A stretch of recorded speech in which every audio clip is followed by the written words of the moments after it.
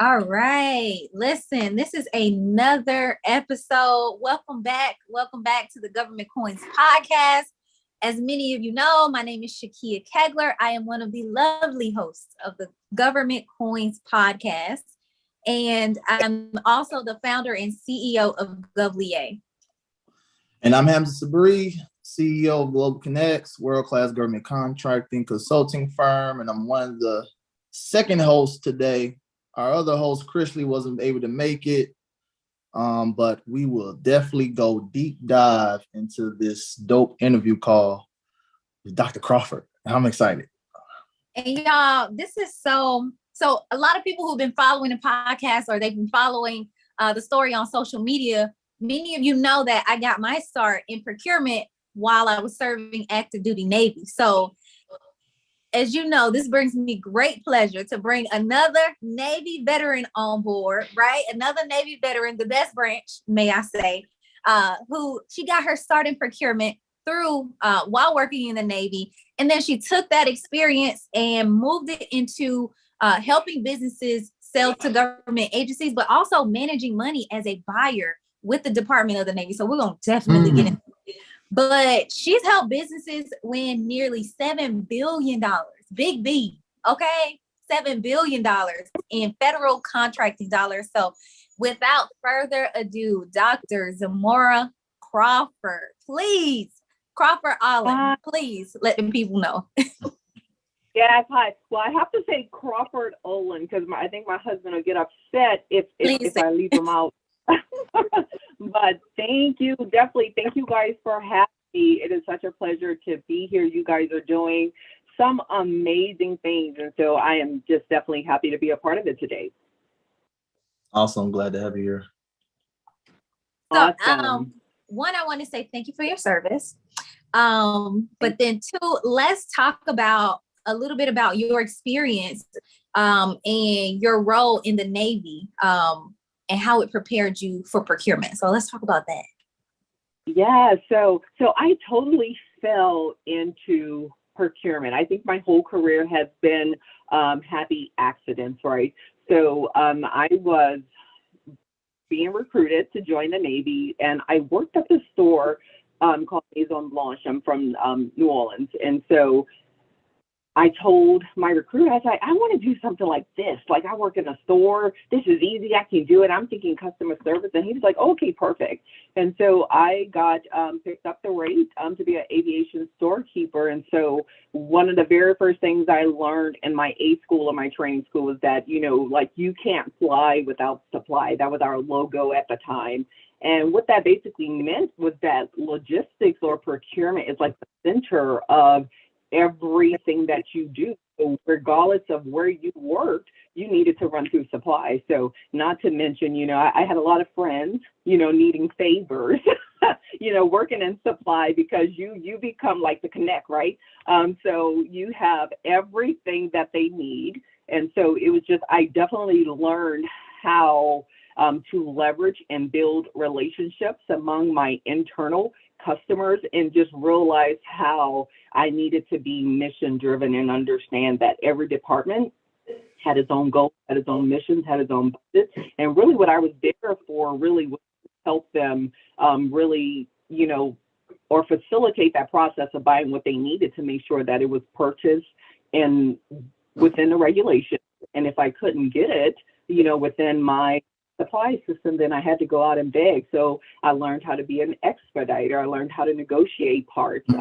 I was in aviation, so if something was down if a bird, which of our helos or a plane was down, then I had to find that part some kind of way. So I had an opportunity to kind of work with people all over the world that were stationed all over the world. So you get a little bit of that experience in global procurement and just really learning how to negotiate and get the job done as effectively and efficiently as possible,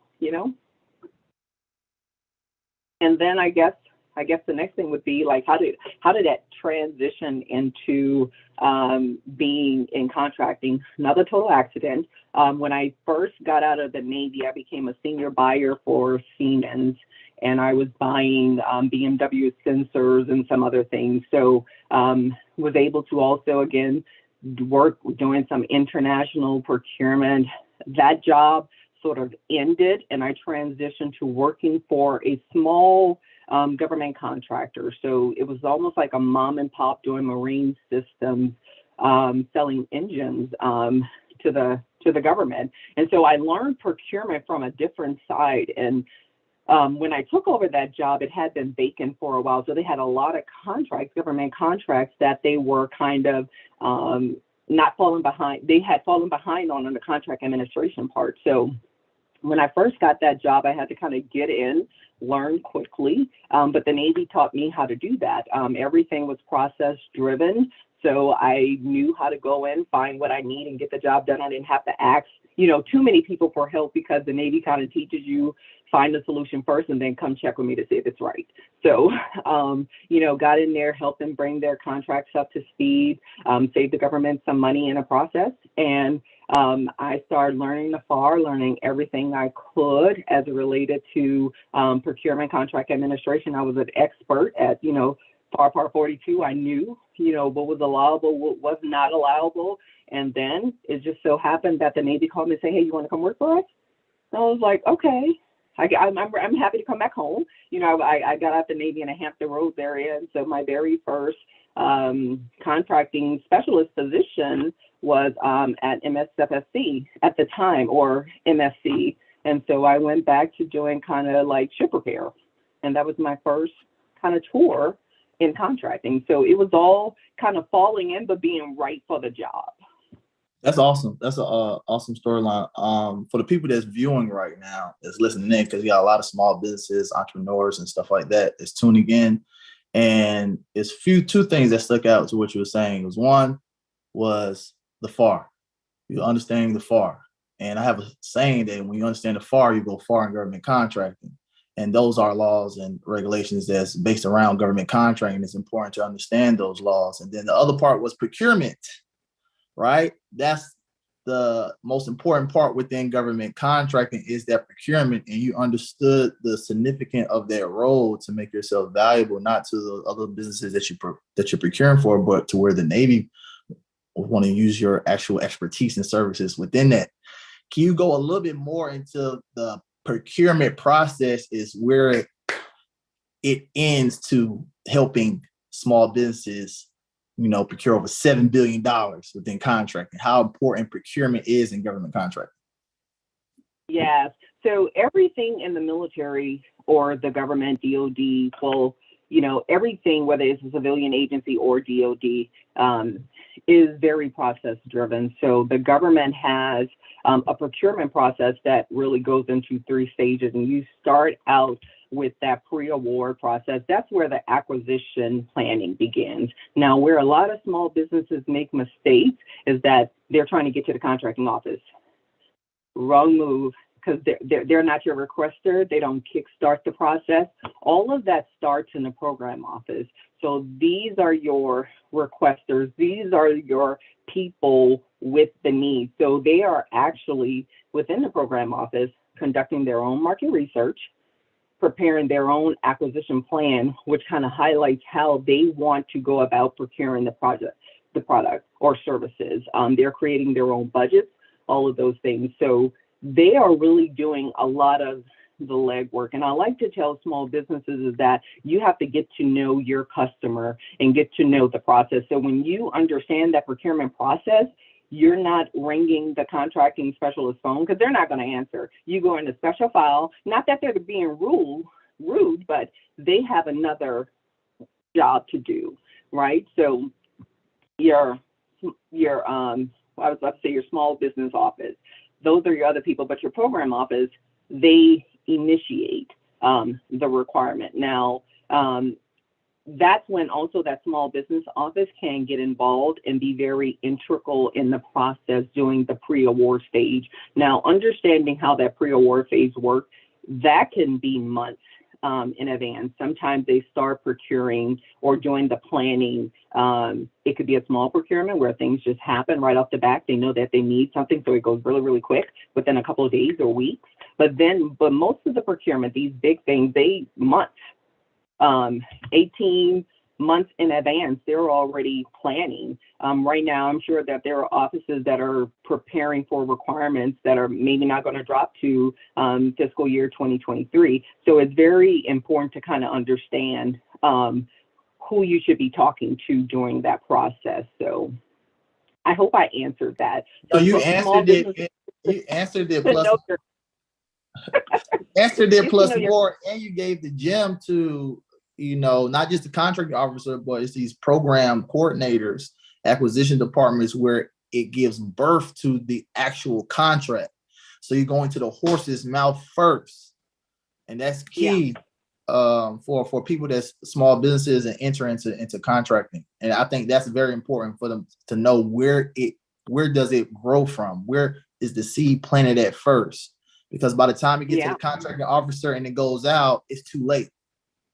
It's already done. And most small businesses don't understand that's where you get to influence the procurement process. And so when you see those RFIs come out, request for information, that's very important. That's your opportunity, or your, I like to say your audition to the agency, because those RFIs, those responses are going to go to your programming office. So they want to know if there's a small business out there that can actually, you know, do the work. And if they can, then they are required by law. And that's the thing that's important. So you have to know the playbook. You can't be on the field if you don't know the playbook.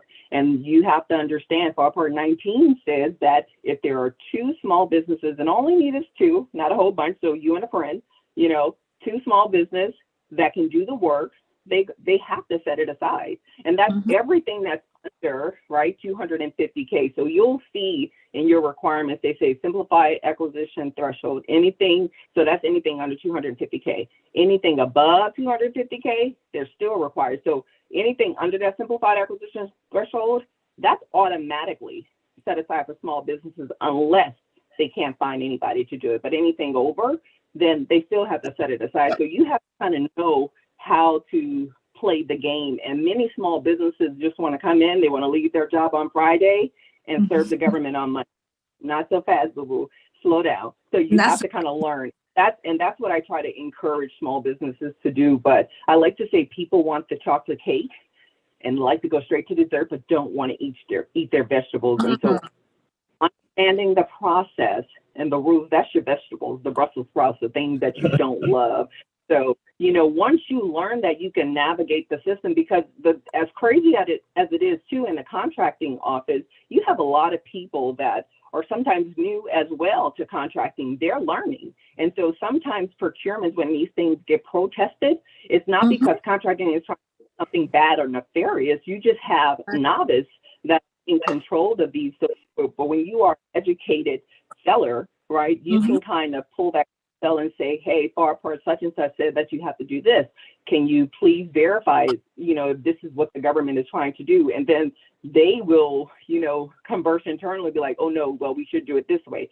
Then that amendment will come out, you know, and kind of correct whatever deficiencies that are taking place. So when you know, you can, from your home office or from your office, kind of control that process. But if you don't understand, you know, you can't leverage that knowledge or anything. So definitely understanding, I mentioned, you know, responding to those RFIs, again, that's your opportunity to say, hey, we are such and such, we can provide this, and these are the industry standards. And guess what? When they go back to write that, a lot of the times they take your insight and you see those things appear in the statement of work. Yep. Now that requirement is all of a sudden now is shaped to you because you respond. I love the fact that you brought that up, like two parts of it. One being responding to those RFIs. We've said that multiple times. RFIs, sources sought, any of them, respond. Like just, that's it, end of story, respond. But the second part that you mentioned, which this is a really good segue into like the next question I want to ask you is, you said that a lot of the buyers are new, are fairly new. Some of the buyers are fairly new and they are learning in the process as well. So I think that is a high level, you know, component of, if you know of, you know, something that can allow you to provide this service without going through an entire procurement process, try to find a way to leverage that and bring that out up front. But I wanted to speak more to the difference between the contracting officers and the buyers. And then basically what was your role as a buyer versus your role as a contracting officer? Yeah, so my role, so there's a difference. You have your contract specialists, which are kind of like your buyers, and then you have some procurement analysts. I'm sorry, not analysts, procurement, I want to call them procurement techs, but different agencies call them different things. But you have your people that may be doing your micro purchases and supporting at a lower level, handling those lower tiered value contracts. And then you have different contract specialists that may be assigned to different units within a contracting office based on their expertise and their level of experience. So you always have a simplified acquisition team. They handle the small buys. And then you will have your large acquisitions, things that are generally purchased under what we call FAR Part 15. And these are generally things that may enter negotiation, things of that nature. So your more complex requirements. So there's that. And then so what the buyer is definitely doing is that they're really facilitating the process. And they're making sure that everything is done in accordance to the federal acquisition regulation. And then we have supplements at the agency level. So you may have your DFARs or your AFARs and things that kind of further break down the rules that you should follow as it relates to your procurement. So contracting officers, they're really like your, I guess I was about to say your gatekeeper, but that's kind of like the wrong thing to say, but they really supervise the purchasing. So making sure that that buyer is also doing things in accordance with the regulations. So everything there, they kind of work like an internal control within the office, and depending on the level of the procurement or the amount, the value, the scope, and the complexity, it then now has to go to someone above that contracting office, then it's officer. Then it has to go to legal. So everything is seen and verified and then re-verified by somebody else. So by the time that procurement actually hits the street, it's been vetted to make sure that it is legally sufficient and that everything that the office is doing as it relates to how they intend to procure the products or services, that it's fair, that there's nothing that's unduly restrictive in there, that they're not just trying to isolate buyers or anything like that. But sometimes, mistakes happen, and then they have to correct those. And then that's the beautiful thing of having amendments that you can kind of go in and correct your mistakes. I hope I answered that. No, you definitely did. And then, so I think we went through a different series of how the process goes from different, angles and different departments. So the next one would be, as a contracting officer, what was the process of reviewing these proposals? Because now, we went through the phase of, doing all of the research to see who's out there. Now we put the RFP out on the market, we put it out on the streets, and we now have the responses. What are some things or how can a business best prepare their proposal responses from a contractor's lens? So what are some of the things you were looking for as a contracting officer? Okay, so I have to put this disclosure out there. I am no longer a warranted contracting officer, but I have those years of experience, and I've also taught contracting and procurement for over a decade at the graduate level. So I'll tell you, so I'm kind of coming at this from a perspective like if I was teaching a classroom full of contracting specialists. And I'm also a DAU certified third-party provider, so I actually do train still to this day contracting specialists. So I would say to that, before the procurement hits the street, there's a source selection plan, right? So the government already knows how they're going to evaluate you. So when you are looking at that RFP, you have your Section L, that gives you your instructions. And then you have your section M that tells you exactly how you are going to be evaluated. You know how many people skip over that? Where most people skip right over that. They don't want to be bothered. They don't care to take, they read, they just give you what they think they want you to know. And so most people don't take the time to read the RFP. I know it's long and it has a lot of clauses in it, but the most important part you should definitely read, Part C, that's your statement of work, and tells you exactly what the government is looking for. So the statement of work tells you exactly how they want the job done. When you have a performance work statement, PWS, they are telling you what they need, and they're giving you the autonomy to tell them how you're going to do it. And that's what people don't understand as well. So you have to understand, again, the differences between a statement of work, I'm telling you exactly what I want, give me what I asked for, versus that PWS that say, hey, this is what I need. Tell me how can you do it, okay? And so when you get that, and I said section C, you should definitely understand that, your section L and your section M, right? It tells you, L gives you the instructions. I'm telling you exactly what I want. M, I'm telling you how I'm going to grade you. So section L, most people bypass that as well, or they don't go line upon line. And you have to read a RFP, read it again, highlight that bad boy, come back, read it again, because you really need to make sure that you are what we call answering the mail. And some people really forget things. I'll tell you, when I had, back in the day, it's when you have like 10 RFPs, responses, the very first thing you start looking for, easy eliminators. Because why would I take the time to evaluate your proposal and you didn't even give me what I asked for? So if there were multiple amendments, I'm looking to see who responded, who acknowledged the amendments.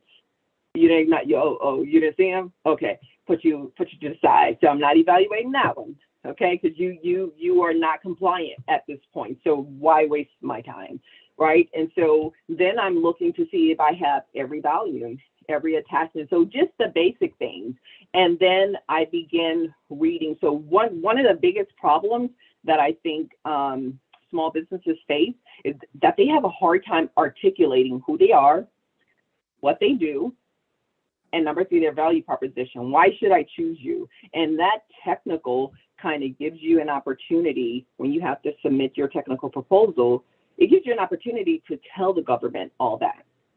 And people struggle to kind of explain what their value proposition is. They parrot the RFP, meaning that I will, in accordance with FAR part such and such, provide you with this. Well, that's not what I'm asking for. So they don't understand how to respond, and then they're not giving me what they need. So it's definitely hard to evaluate a proposal like that if you're not giving me what I asked for. Number 2, the cleanliness and the overall production of the proposal. So it's like you didn't even take the time. It's riddled with typos. My eye, after it's trained, I can tell when the font's off. I can tell when you cheated the margins. I can tell when you've done all these things. So because I've looked at proposals for so long, I know that you didn't do what I asked for. And so, and sometimes, agencies have, not sometimes, but it is the fact that they have a culture, a buying culture. So they have a style that they like to see. Some agencies don't like a lot of pictures and graphics. Some like to have a certain font and all these different things. So all of their RFPs that are issued, that's like boilerplate in there. So when you're getting to know your customer, you kind of understand how they like to see things. And some people do that. So when you have a messy proposal, it shows me that you didn't care and that you just submitted everything. So and a clean proposal goes a long way. Sometimes your eyes don't catch everything because it's nice and neat and you're not looking for errors. But when it's messy, now I'm pissed.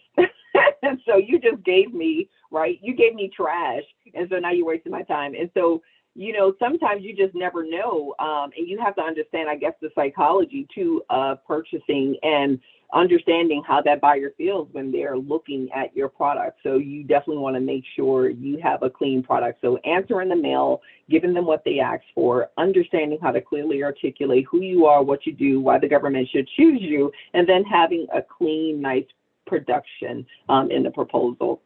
And I'll say the last thing to that, and I'm probably going a little beyond the scope of your question, but small businesses who are responding to RFPs, you have to understand your capacity to support, right? So if I am a IT firm and I'm responding to something and it's just me, can I really provide 20 FTEs?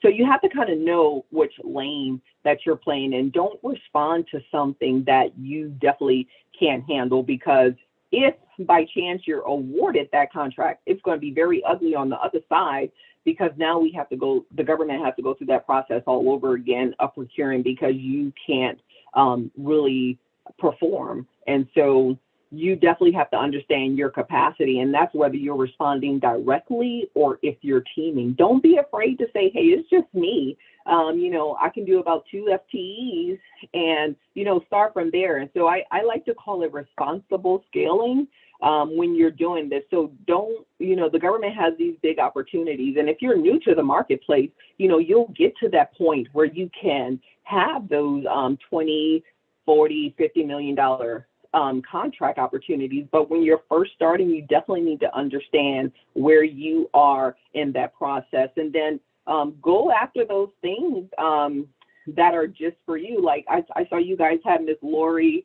from Civility on your podcast a couple of weeks ago. I love her. But the great thing about her story is that she started with just going after simplified acquisitions.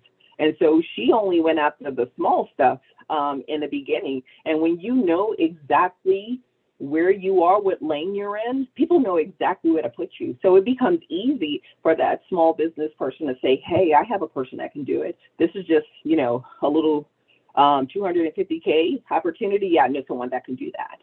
But, you know, if you're lying and you're faking it till you make it, no bueno.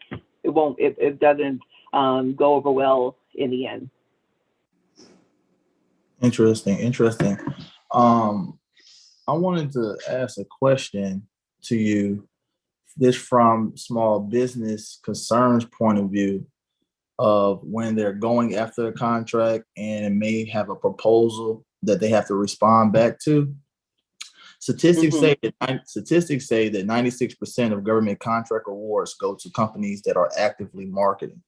One part of marketing would be using a capability statement through outreach programs and stuff like that with different acquisition department program coordinators and so forth. Another part I think that would be a part of marketing would be actually responding back to RFIs and actual RFPs. How does responding back to an RFP is considered marketing your small business to that government agency?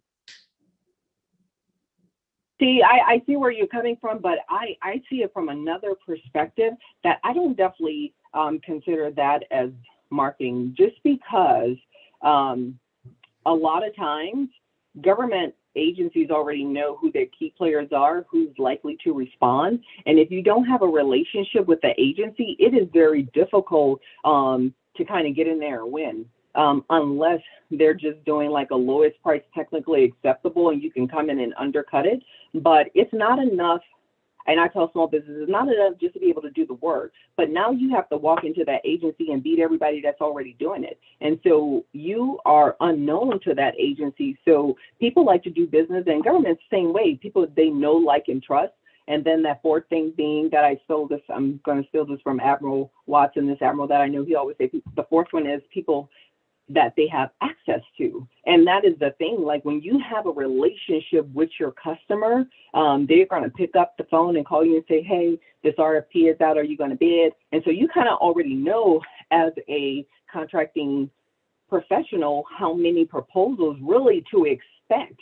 And so marketing yourself, it could be via those RFIs, but that RFP, it's kind of, you don't want the first time they meet you is to do your RFP. I want to have seen you before. And, you know, again, when you understand the psychology of buying, sometimes somebody has to see something several times before they actually make a purchase. So how many times have you come across my desk? Did you show up to my industry day? Do I know you? Have I seen you in other places? Have I seen you? You know, and if you can't do it directly, then you can team. You could be somebody's plus one, you know, to the dance. So understanding who the players are in that agency, and if you can't beat them, don't submit the proposal. But some people blindly submit proposals without knowing who the key players are. So, and this is going to lead to another question. I'm sorry, outside of probably the scope of your question, but there is the federal business development process. So before you even submit an RFP, what does your capture look like? How much market intel, competitive intelligence have you gathered to know who is likely to respond? And that's just not for big companies. You know, whether you are a small company, day one, you need to know the players in that company, in that organization that you will likely be going up against. And then with the recent changes, and I'm sure you guys noticed and probably have shared this with your audience, that the some of the NAICS codes are changing. SBA is going in and changing that. So now you are extending the scope of that and what it means to be a small business under that NAICS code. So not all small businesses already, we're not equal.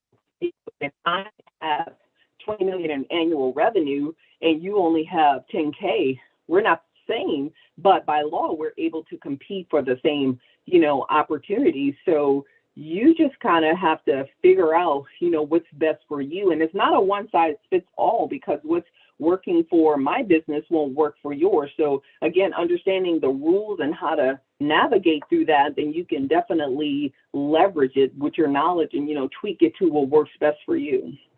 But you have to, you know, do some capture, understand who's there. And you know, if you can't win an RFP, you know, head on, then who are the large businesses in that agency that's already getting the work? So every large business is required by law, again, by law, to, if a contract is over, what, 750K, they have to set a portion of that aside for small business. So there's a subcontracting plan attached to, you know, the services that are being provided. So are you that small business that can kind of do that? And that's understanding who you are, what your capacity is, again, and then what your capabilities are. You know, are you trying to compete with a Deloitte or with the big boys and saying I can do everything? No. It's like, if it's just you and two other people, what's your niche? Kind of like become a subject matter expert in something, right? And then go after the work that way. And then it's easy to market yourself then. It's not just marketing to the agent, but to your competitors so they can bring you on board. Absolutely. I love that. I love the way that you combine the two, because we usually will say something around subcontracting. But I wanted to kind of shift gears, because we're like getting ready to, well, we've actually hit our time, but it's cool. We're going to keep going, because somebody said this is a whole master class right here. They said Dr. Olin is giving out all the secret sauce. So definitely going to keep it going. But in the spirit of just learning more about you, so you end up taking that journey from serving in the military, in the Navy, to becoming a buyer in the corporate space, to then becoming a buyer in federal space. And now you do work helping small businesses get into this space. Would you mind telling us a little bit more about your company, GovCon Growthlab, that you started in 2019? Sure. So I left federal service in 2014. My son, my precious, I like to call him my precious little surprise, because I wasn't expecting him. But we found out at the time that he had autism. He was just diagnosed. So I decided to leave federal service so I can take care of my family. But being home, didn't really work out too well for me. So I was like, okay, I have to find something, to do. And so I started consulting small businesses. And one of the things I realized that there were not a lot of minority small businesses that were winning the awards that I had the pleasure of awarding to, because I was looking to see, what the space looked like. And so I started consulting small businesses, just sort of helping them. And under my parent company, Crawford Olin, we were doing federal business development consulting. And I was finding a lot of small businesses who were not ready for that service. So I started the Growthlab because I was just like, I don't just want to tell people no, because that's just not me. And I feel like I can have a conversation with you, and all I have to do, to kind of give you some direction. It costs me nothing. I know it probably does to have a 30-minute conversation, but for me, it costs me nothing to give somebody some advice that could change the trajectory of their business. And I realize a lot of us minority-owned small businesses, we are first-generation CEOs.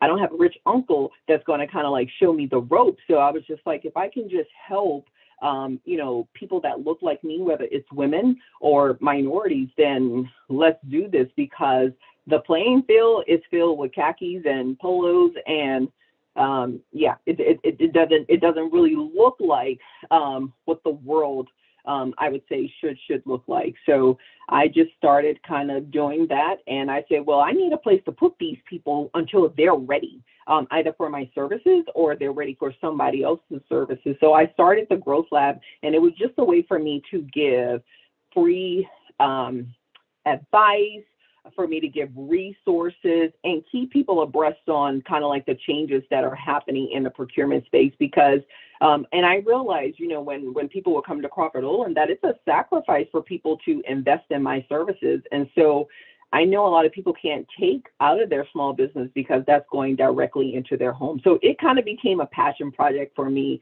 to just kind of have a place that I can kind of share with small businesses, and they can ask whatever questions that they need. Because if you can't afford, consultants, because we're expensive in this space. And so if you can't afford to speak to someone, then I was just happy to share that information. So I do it free of charge. People can kind of come in there, get what they need, ask their questions.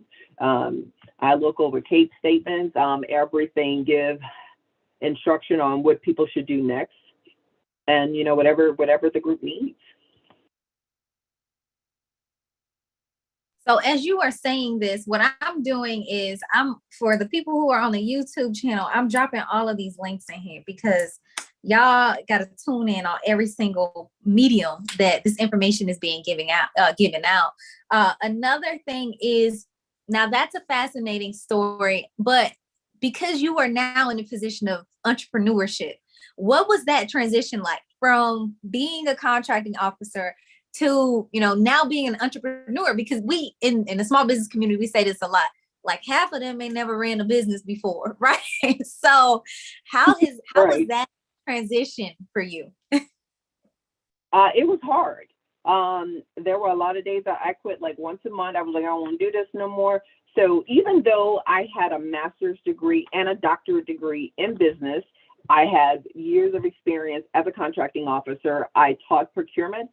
I knew nothing about running a consulting firm. So I literally had to go back to, business 101 and figure that out. And a lot of people, it's not just about being, I keep saying IT professional, or you're a construction person. You need to understand how to run and operate a business. So even though I had my subject matter expertise, I had to figure out what that looked like in this space. I had to develop processes, because my knowledge, I understood that was attractive for some people, but if I couldn't get them from point A to point Z, then all it was just smoke and mirrors and talk. So I literally, and I'm constantly still doing that, refining my processes, understanding what the small business needs and how I can, use my knowledge to help them really get to where they need to go. So it's a constant refinement of the processes, but you can't just get out there and say, okay, this is what I'm doing now. Here's my business card and my website,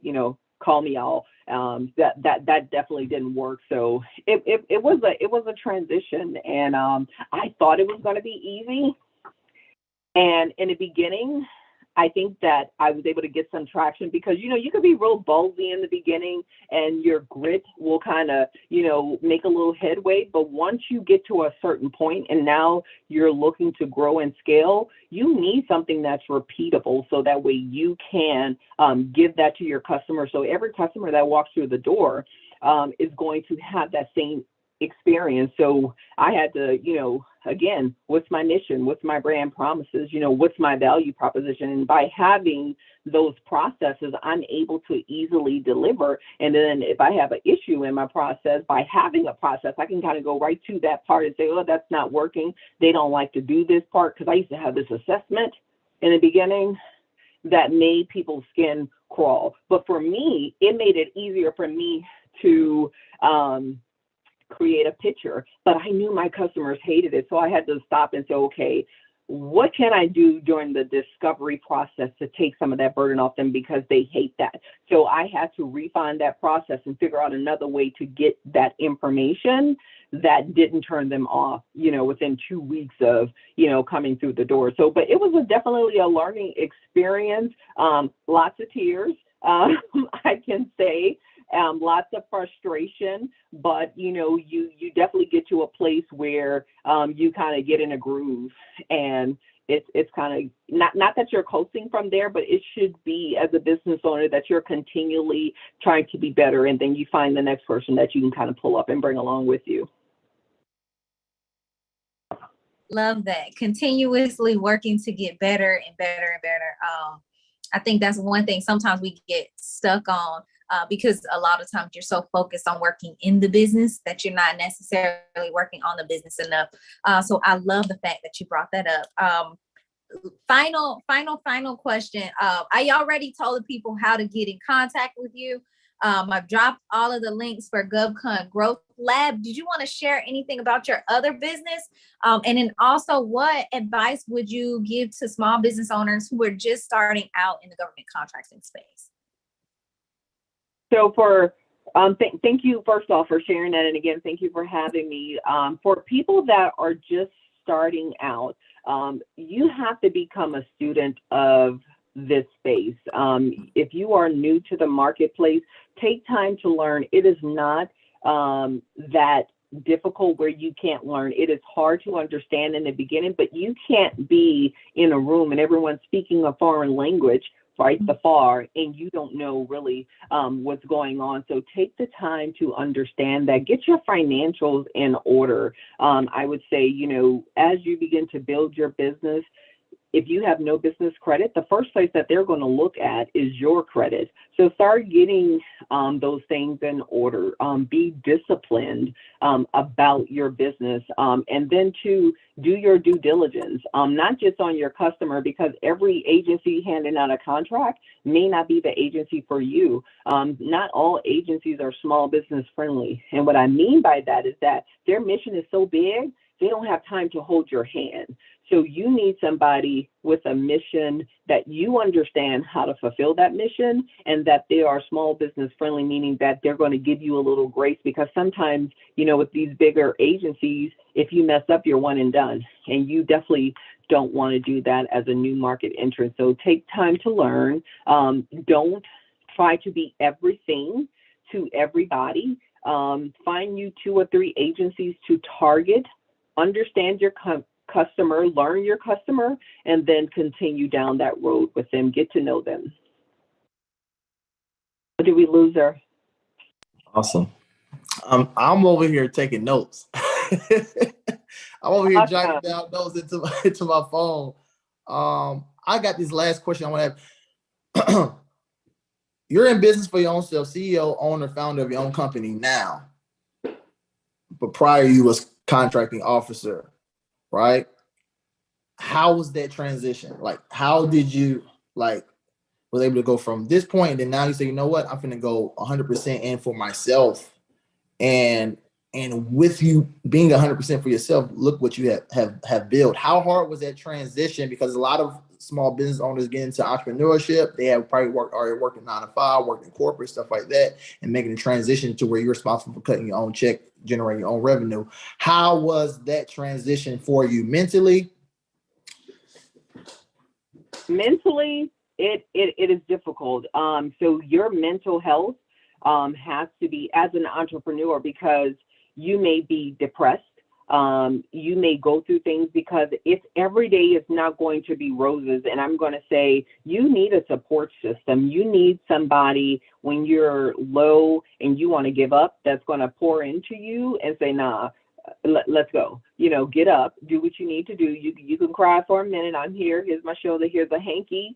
But now when you're done crying, now it's time to get up and get back to work. And entrepreneurs need that. And you don't need to be this ironclad person all the time. When you're in front of your customers, it's one thing to have to, be in that place where you're stone facing, you have to deliver, but you have to be true to yourself. And so taking care of your mental health is definitely important. And I've had times where I've kind of let that slip because the work has gotten so overwhelming, and you're trying to deliver to the customer. But make it a habit, whether you get up and you walk every day, or you jog, or you're reading your Bible, or you're praying, or you're doing whatever. But find time to kind of fill your cup back up, because you definitely need that. And again, a good support system. So for me, it was exciting in the beginning, doing all the fun things.